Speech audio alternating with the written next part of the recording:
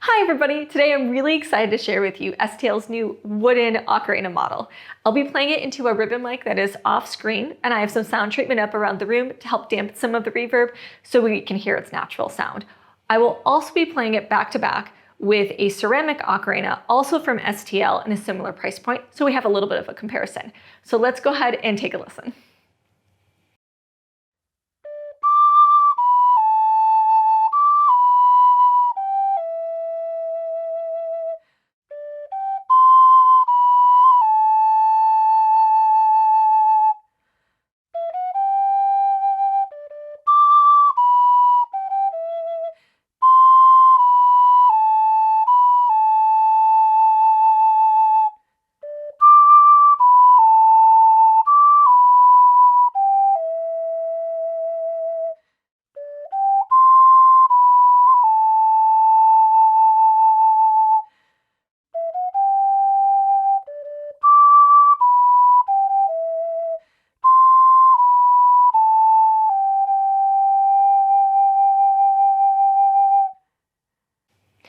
So there's three things that I want to mention before we even start talking about the playability and the sound of this instrument.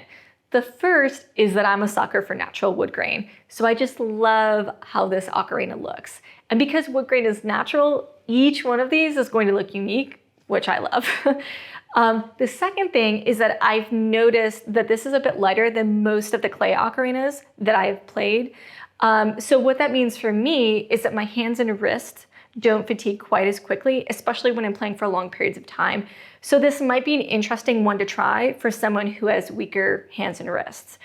And then the third thing I want to mention, and this might just be a me thing, these little holes that we use to play the low notes and some of the half steps, on a lot of other ocarinas that I've tried, my skin, my fingers, the skin on my fingers will say, tends to grip to the surface of the ocarina.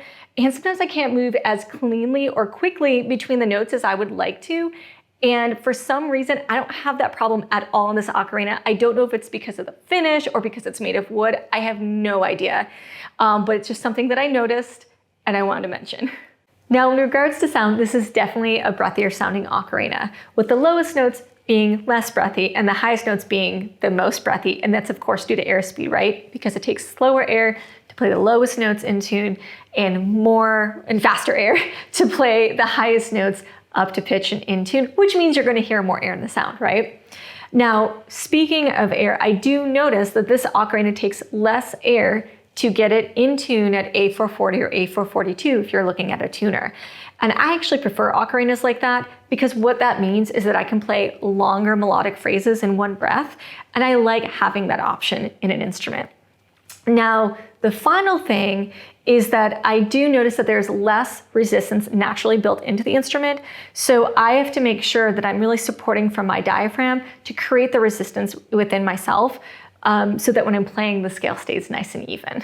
So even though the main focus for this video is the wooden ocarina, I still wanted to talk briefly about this ocarina here since I did play it for you earlier as a comparison.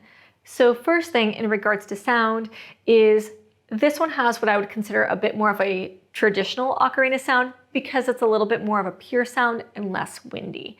The second thing is because it is a ceramic ocarina, it is a bit heavier to hold, and it also has a little bit more resistance naturally built into the instrument. The biggest difference for me is that it does take more air and more airspeed to get it up to pitch at A440 or A442 if you're looking at a tuner, which means that I have to be really conscious of taking large breaths if I do want to play longer melodic phrases, especially in the upper range of the ocarina. And finally, in my opinion, these guys are super fun because they come in a variety of shapes and colors and styles, which makes them super fun to collect and put up on the shelf like the ones behind me. So in conclusion, those are my thoughts on STL's new wooden ocarina.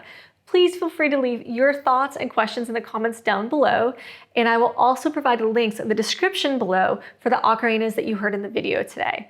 So thank you so much for watching. I hope that you enjoyed, found it interesting, and have a lovely day.